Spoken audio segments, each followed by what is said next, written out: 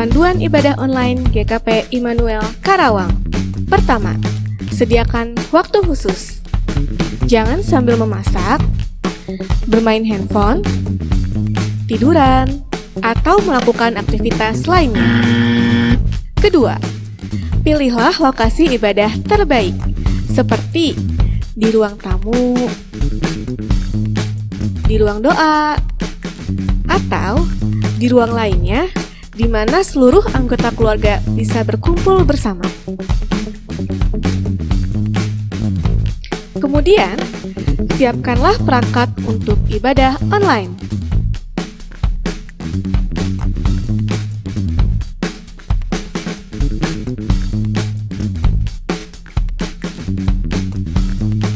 Ketiga, ajak anggota keluarga atau kerabat lainnya untuk beribadah bersama.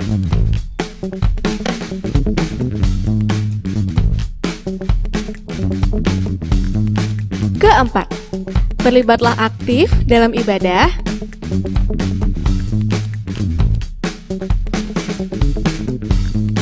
Dan ikuti ibadah sampai selesai.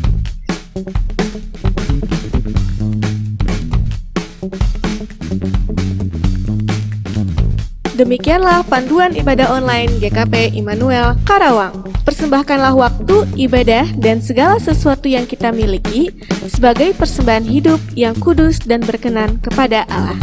Itu adalah ibadah kita yang sejati. Selamat beribadah, Tuhan memberkati. Salam Bapak Ibu Saudara yang terkasih, kita bertemu lagi pada kebaktian rumah tangga pekan tanggal 17 Juli 2020. Sebelum kebaktian saya berpesan kepada Bapak Ibu semua, janganlah biarkan hati kita kendor dalam kebaktian. Jadikanlah kita semangat dalam setiap menerpa kehidupan ini yang begitu sulit. Jangan kita membiarkan itu semua berlalu. Marilah kita kebaktian walaupun kita tidak pernah berketemu, walaupun di sini maupun di rumah, tetap kita akan melakukan kebaktian. Amin. Amin. Ya. Baiklah Bapak Ibu Saudara yang terkasih, kita akan melakukan kebaktian. Sebelumnya kita akan diawali dengan saat teduh sejenak. Mari kita saat teduh sejenak. Terima kasih. Amin. Baiklah Bapak Ibu Saudara yang terkasih, kita akan mengajak kita untuk semua, kita akan menyanyi dan memuji nama Tuhan, yang lagunya yaitu Seperti Rusa di Sungaimu. Mari kita mulai. Rindu sungaimu. Iya. Seperti rusa, rindu Di sungaimu. Amin.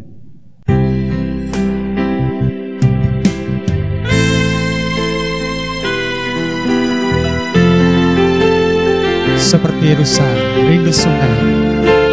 Demikianlah kiranya jiwa kita rindu akan Tuhan.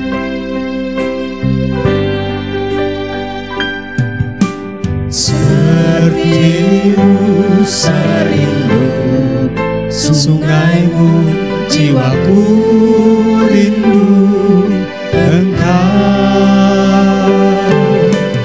Kaulah Tuhan hasrat hatiku, ku rindu menyembahmu. Kaulah kekuatan dan perisaiku, kepadamu rohku berserah.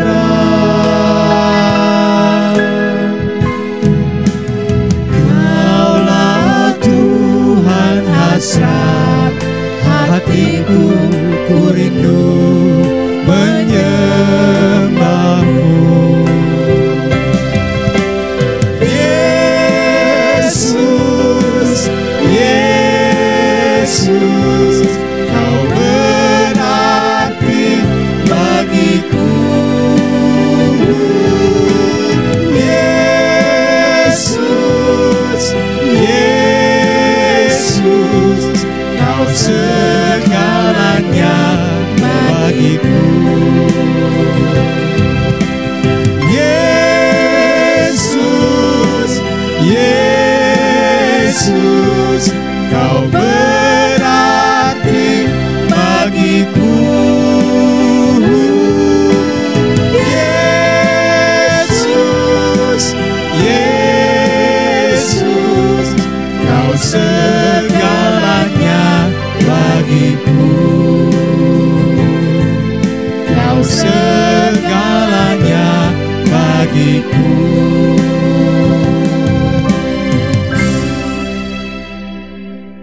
Baik Bapak Ibu, sebelum kita membacakan firman Tuhan, marilah kita berdoa, doa syukur dan doa pembacaan firman Tuhan pada kesempatan ini. Mari kita berdoa. Bapa dalam sorga, kami mengucapkan terima kasih ya Tuhan dan bersyukur karena masih bisa berkesempatan pada kesempatan ini dalam kebaktian ini untuk membacakan firman Tuhan dan bersyukur karena penyertaan-Mu. Terima kasih Tuhan, sertailah kami dalam pembacaan firman-Mu, sebab firman-Mu menjadi terang bagi hati kami semua. Terima kasih Tuhan, dalam nama Tuhan kami Yesus Kristus. Amin. Amin. Pembacaan Alkitab untuk malam hari ini diambil dari Roma 5 ayat 12 sampai ayat 18. Pak Teja akan mengawali membaca ayat 12 dan 13, kemudian saya dan Pak Pendeta Agus.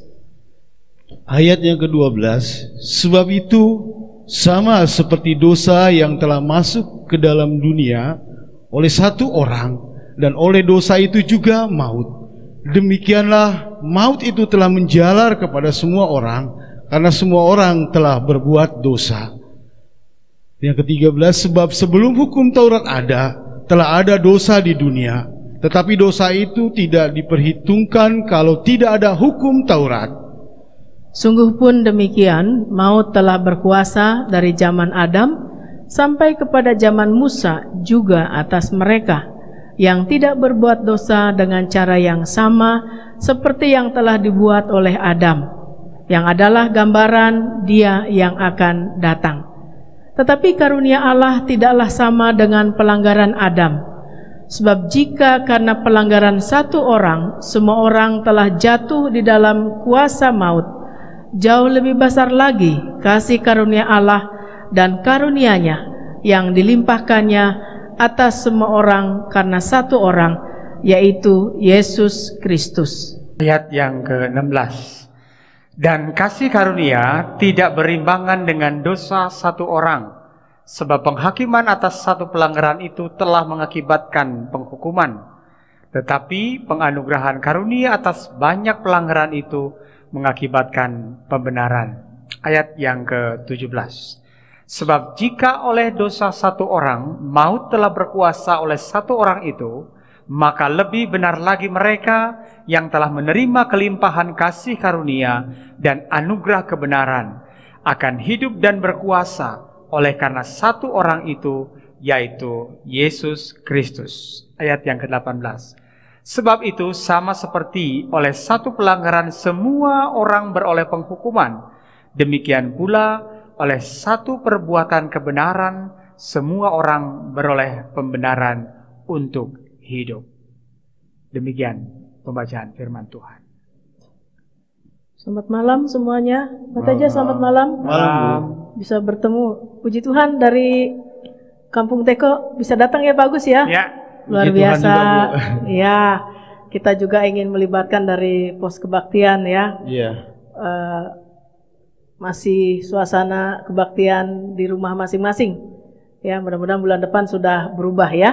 Amin. Pak Teja, bagaimana kabarnya? Baik, sehat? Baik Bu, Keluarga sehat? puji Tuhan. Ya, malam hari ini temanya adalah dibenarkan oleh Allah untuk melakukan kebenaran. Pak Teja, dari pengalaman Bapak, merasakan nggak kalau Yesus itu juru selamat? Wah, merasakan luar biasa Bu. Seperti Merasakan apa? begitu luar biasa besarnya kuasa Tuhan yang saya rasakan. Contohnya? Ya, dalam kehidupan saya kemarin-kemarin saya mengalami begitu banyak masalah dalam kehidupan saya sebagai pengusaha. Ya. Saya sebagai pedagang, saya mengalami musibah Bu. Musibah yang besar yang pernah saya alami, yang begitu dahsyat, yang merotak-landakan saya, meratakan saya, kehidupan ekonomi saya, yaitu kebakaran. Saya mengalami kebakaran 1 tahun yang lalu, toko saya habis semua. Ekonomi saya 0%, nggak ada sama sekali dana untuk, ya karena habis, karena tokonya diratakan sama api. Itu ya pengalaman saya.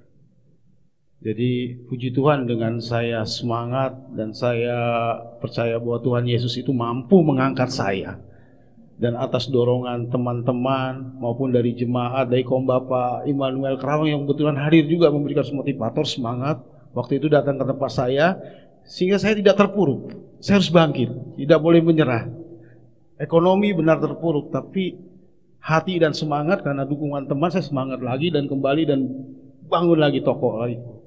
Walaupun banyak saudara saya, banyak rekan saya yang dukung saya, baik dari ekonomi, dari keuangan apa, sehingga saya berdiri lagi toko seperti sekarang ini. Jadi Bapak merasakan ya, iya, bahwa sekarang, Yesus itu benar-benar juru selamat. Ada pembelajaran nggak? Mungkin melalui peristiwa kebakaran itu ada sesuatu dalam rangka kaitan kehidupan pribadi, introspeksi dengan Tuhan, seperti apa Pak? Iya, ya puji Tuhan lah Bu, kita modal utamanya kita akan takut akan Tuhan aja itu, seperti itu, dan percaya akan Tuhan supaya kita lebih semangat lagi dan mencintai keluarga kita, itu aja. Mencintai keluarga ya. Iya. Jadi Bapak merasakan bahwa Yesus yang memulihkan keadaan Bapak gitu ya, sehingga bisa bangkit kembali. Yesus sebagai juru selamat dalam hidup Bapak, dalam keberdosaan kita ya, juga memulihkan kehidupan yang lain ya, dari musibah gitu Pak Agus. Pengalaman dari Pak Teja ya.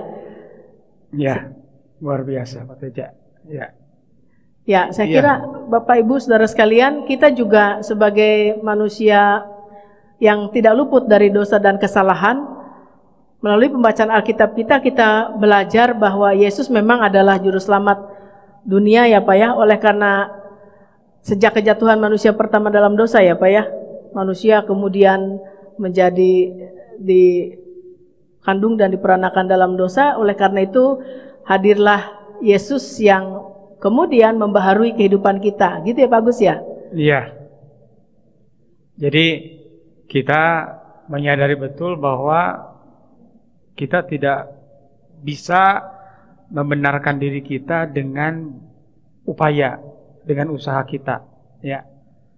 Tapi kita menjadi benar karena beroleh anugerah dari Tuhan, karena dibenarkan oleh Tuhan itu sendiri. Amin. Ya, seperti dalam bacaan kita tadi, di dalam membuktikan kepada kita bahwa di dalam Yesus Kristuslah kita memperoleh pembenaran, dan oleh karena Kristuslah dimungkinkan kita juga bukan hanya dibenarkan, tetapi juga pada akhirnya untuk melakukan sebuah tindakan kebenaran juga ya dalam hidup kita. Ya, kita berarti yang sudah menerima anugerah keselamatan ya Pak, kemudian diampuni, diberikan keselamatan, dipanggil juga untuk kemudian hidup dalam kebenaran dengan cara melakukan yang benar ya, dari perkataan, sikap dan perbuatan. Gitu ya Pak Agus ya. Pak Teja begitu ya. Sebagai manusia kita tentu tidak lepas dari dosa, tetapi juga kita punya seorang juru selamat melalui Yesus Kristus, sehingga membebaskan kita dari dosa yang mendatangkan maut, yang membinasakan, dan di dalam Dia kita memperoleh pembaharuan. Kemudian sebagaimana Rasul Paulus menyampaikan kepada jemaat di Roma bahwa yang sudah menerima anugerah keselamatan dan dibenarkan, kemudian terpanggil juga untuk melakukan kebenaran. Karena hukum Taurat yang ditaati ya, dilakukan itu tidak mendatangkan keselamatan, tidak menjamin manusia juga bebas dari keberdosaannya. Jadi Rasul Paulus mengingatkan bahwa ada kasih karunia yang Allah berikan melalui anugerah yang dipercayakan, yang disampaikan dan diberikan kepada semua umat manusia yang percaya kepadanya, sehingga melalui pengorbanan Yesus di kayu salib kita dibenarkan dan diterima oleh Allah. Ya, bagaimana juga kita dalam kehidupan kita saat ini, khususnya Pak Teja ya, kita sadar betul bahwa kita sebagai manusia banyak kelemahan, banyak keberdosaan. Nah, tetapi bersyukur bahwa kita beroleh kesempatan nih, karena iman kita kepada Yesus Kristus. Gitu ya Pak Teja. Betul Pak. Apalagi tadi Pak Teja punya kesaksian yang luar biasa, bagaimana Tuhan sudah memulihkan Pak Teja dan keluarga. Nah, tentu ke depannya gitu ya, dengan anugerah ini berarti sebuah kesempatan bagi kita untuk menjalani kehidupan yang lebih baik. Betul. Ya, gitu ya. Disaksikan kepada Tuhan bagaimana sih sebenarnya penyertaan dan anugerah Tuhan yang sudah Pak Teja dan keluarga terima itu, sehingga Pak Teja juga di dalam kehidupan itu bisa menyaksikannya secara nyata. Nah, gitu ya Pak Teja. Benar, Pak, benar. Nah, sebagai orang yang kita semua merasakan sudah dibenarkan oleh Tuhan, diampuni, diberikan anugerah keselamatan melalui pengorbanan Yesus Kristus, kira-kira panggilan hidup bagi Pak Teja sendiri seperti apa, Pak? Sebagai orang yang sudah dibenarkan oleh Tuhan. Ya, kita harus hidup sesuai dengan perintah Tuhan. Melakukan yang benar gitu ya, Pak? Yang benar, kejujuran, dan kebenaran harus selalu kita menjadikan cermin buat keluarga kita, buat orang luar dan buat pribadi kita. Ya, kita hidup baik dalam kehidupan ini. Apalagi sebagai pedagang ya Pak ya. Iya, harus kejujuran penting ya. Jujur, nggak boleh bohong. Iya, walaupun ada sedikit untung-untung gitu ya. Nah, tapi kan itu mah lumrah ya. Lumrah. Tetapi bagaimana jangan kemudian hanya demi meraih keuntungan kita malah berbohong gitu ya, sesuatu yang melebih-lebihkan gitu ya, tidak boleh gitu ya. Bagi seorang pedagang itu kejujuran itu adalah modal utama karena trust katanya ya, itu menyangkut kepercayaan. Makanya relasi Pak Teja pelanggan tetap banyak ya. Walaupun pasca kebakaran tetap pelanggan tidak lari kemana-mana ya. Itu pengalaman Tuhan, luar biasa. Puji Tuhan, tokonya sekarang udah 2. Oh, puji Tuhan bertambah lagi. Berarti Bapak harus mengingat terus, ternyata ketika terpuruk dan kita tetap melakukan kebenaran, hidup benar di tengah keluarga, di tengah jemaat, di tengah masyarakat, juga membangun relasi yang benar dengan para pelanggan ya, selalu ada berkat Tuhan ya Pak. Luar biasa. Dan banyak yang percaya. Banyak yang percaya, ini penting ya. Pelanggannya Dan kepercayaan dari pelanggan itu tidak mungkin tumbuh kalau Bapak tidak berlaku jujur. Ya, kalau misalnya ini kurang bagus barangnya, tapi saya barang bagusnya nggak punya. Kalau Bapak mau beli barang ini, mangga, tapi saya bisa katakan ini kurang bagus. Kalau mau sabar, saya tunggu nanti pesan yang bagus, gitu ya Pak ya? Betul. Nah, luar biasa ya. Berarti bukan hal yang mustahil, seorang pengusaha juga bisa tetap hidup jujur, hidup benar di hadapan Tuhan ya Pak ya.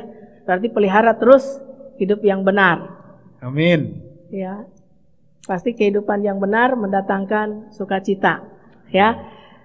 Kita bacakan bersama-sama temanya ya pada saat ini. Temanya yaitu dibenarkan Allah untuk melakukan kebenaran. Tuhan memberkati. Amin. Tibalah kita dalam persembahan. Sebelum kita persembahan, kita akan membacakan, yaitu bacaan dari ayat Alkitab, yaitu dari Mazmur 136 ayat 1. Bersyukurlah kepada Tuhan sebab Ia baik, bahwasanya untuk selama-lamanya kasih setianya. Marilah saudaraku yang terkasih, kita akan menyambut dan memuji dan menyanyi dari PKJ 279.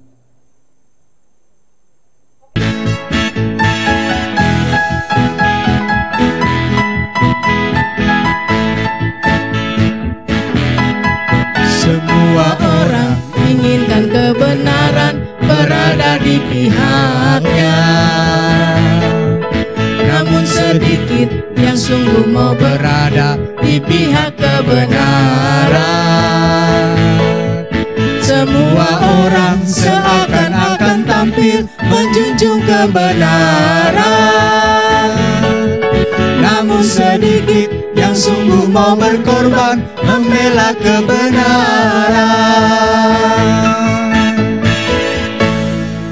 Bapak Ibu Saudara sekalian, kita akan menaikkan doa persembahan sekaligus doa syafaat dan juga nanti permohonan berkat disampaikan oleh Pak Pendeta Agus. Kita bersatu dalam doa. Tak henti-hentinya kami menaikkan syukur kepadamu ya Tuhan, atas firman yang sudah kami dengar bersama, kami yang sudah dibenarkan oleh Tuhan terpanggil untuk melakukan kebenaran. Kiranya di tengah berbagai tantangan yang kami jumpai dalam kehidupan sehari-hari, kami tetap berpaut pada firman-Mu dan setia untuk melakukannya. Biarlah ya Tuhan, kiranya dalam kehidupan kami sehari-hari, dalam pekerjaan, dalam beraktivitas, dalam berkeluarga dan bermasyarakat, kiranya kami tetap dapat melakukan kebenaran seperti yang Tuhan kehendaki dari kami. Kami juga sudah menghimpunkan persembahan ya Tuhan, sebagai tanda syukur dan terima kasih kami, kiranya Engkau berkenan untuk menerima dan menguduskan persembahan kami, supaya dapat dipergunakan dan dikelola dengan baik untuk mengembangkan pelayanan, untuk mewujudkan cinta kasih kami kepada sesama, dan juga memuliakan nama Tuhan. Saat ini kami ingin berdoa bagi saudara-saudara kami yang dalam keadaan sakit, kiranya Tuhan melawat mereka, Tuhan akan menyembuhkan mereka, baik yang dirawat di rumah sakit maupun yang dirawat di rumah dalam proses pemulihannya. Keluarga yang merawatnya pun kiranya Tuhan berikan ketulusan ketika melakukannya. Kami berdoa bagi orang tua kami yang lanjut usia, kiranya Tuhan juga berkenan memberikan sukacita dalam kehidupan sehari-hari yang mereka jalani. Kami berdoa juga untuk setiap keluarga-keluarga yang ada, biarlah mendapat kekuatan dari Tuhan di tengah pandemi COVID yang masih berlangsung ini. Bagi yang berduka cita, kiranya Tuhan juga mau hiburkan mereka supaya mereka boleh bangkit kembali dari kesedihannya. Demikian pula ya Tuhan, bagi yang kehilangan pekerjaan karena pandemi COVID, kiranya kelak Tuhan akan bukakan kembali sarana pekerjaan bagi mereka. Untuk persiapan new normal life ya Tuhan, yaitu kehidupan dalam tatanan baru, kiranya kami juga dapat mempersiapkan diri sebaik-baiknya, baik dalam kehidupan di tengah jemaat, di tengah kehidupan bermasyarakat, dengan tetap memperhatikan protokol kesehatan, supaya kami juga berjaga-jaga, waspada, dan tetap berhati-hati dalam melakukan berbagai aktivitas. Kami juga berdoa ya Tuhan, bagi pelayanan pendidikan dengan hadirnya Sekolah Maranatha, juga pelayanan kesehatan dengan hadirnya Rumah Sakit Bayukarta, kiranya Tuhan akan terus menyertai dalam segala tugas dan tanggung jawab yang mereka emban, supaya kehadirannya boleh dirasakan oleh masyarakat Karawang dan sekitarnya. Kami juga berdoa untuk kehidupan bangsa dan negara kami ya Tuhan, kiranya Engkau yang senantiasa berkarya, memberikan kerukunan dalam kehidupan dengan sesama, bahkan untuk upaya-upaya untuk memutus mata rantai pandemi COVID-19 yang dilakukan oleh berbagai pihak, termasuk pemerintah di dalamnya, baik di pusat maupun di daerah, kiranya akan berguna untuk kebaikan dan kehidupan masyarakat dan bangsa Indonesia. Inilah harap dan doa kami yang kami bawakan dalam nama Yesus Kristus, Tuhan dan Juru Selamat kami. Amin. Bapak, Ibu, dan saudara-saudara, mari kita menerima berkat dari Tuhan. Kasih karunia dan damai sejahtera dari Allah Bapa di dalam Yesus Kristus dan Roh Kudus kiranya menyertai kita sekalian. Amin. Amin. Demikian kebaktian rumah tangga pada kesempatan saat ini, dan kita akan berjumpa kembali dalam kebaktian minggu depan. Sampai jumpa. Tuhan Yesus memberkati. Kau